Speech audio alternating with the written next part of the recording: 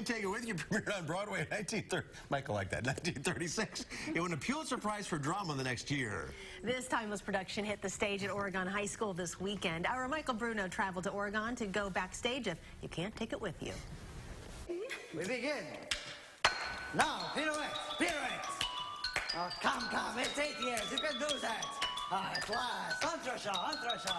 You Can't Take It With You centers around the Sycamore and Vanderhoff family, and it's an eccentric family living in the midst of the Great Depression, and they live a carefree lifestyle and don't seem bothered by the cares of the world. And their youngest daughter ventures off and falls in love with an executive's family and his son, and they begin a relationship. And as the two families meet, it quickly becomes apparent that this is not going to work out.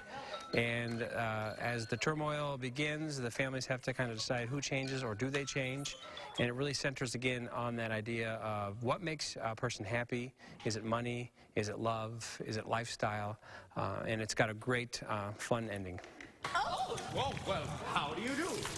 How do you do? Are we too early? Oh, no, it's perfectly all right. Just come on in, make yourselves comfortable. Oh, yes, only, we thought it was to be tomorrow night. Tomorrow night? Well, now it's perfectly all right. Don't let it bother you. Oh, Tony, how could you possibly? I don't know. Really, Tony, this is most embarrassing. Oh, not at all. Why, Tell me a little bit about your character. Who is she and what happens to her during the show? My character is Penny, and she likes to write plays, a little bit scandalous plays, if you will, and she just wants her daughter to be happy, and she sees how happy she is with this, guy, and when she sees that being taken away, I think it really affects her and makes her become kind of not so happy and crazy Penny, Don't mind the costume. I will take it right off. No, Mr. DePitta, would you go down and tell Mr. Sycamore to come right up? Tell him Mr. and Mrs. Kirby are here. Grandpa is the head of the family and sort of is the center of their bohemian lifestyle, where he quit his office job 35 years before the event of the show, and he basically has lived a lifestyle of just relaxing and doing what he wants to do, and he integrates everyone around him into that own lifestyle of just being yourself and focusing on who you are. How about you, Mrs. Kirby? Do you like canned salmon? Oh, I'm very fond. We can have frankfurters if you'd rather. Either one will do.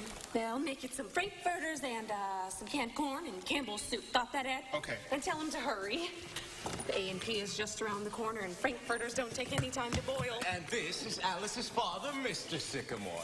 Talk a little bit about the frustrations there are doing a show in the middle of the snowpocalypse and the polar vortex. Right, so this seems to be the show that Mother Nature doesn't want to happen, as I think we've dropped 7 different school days and rehearsal days for the process, and for a play that's over a week's rehearsal time. But the kids have been incredibly motivated to do their best in the rehearsal time that we've had. I had some extra rehearsals on the weekends even to kind of make up for those that we've dropped. And so I feel like we're kind of showing Mother Nature and going to prove the show must go on. That is my mother. The fireworks. The fireworks. The fireworks.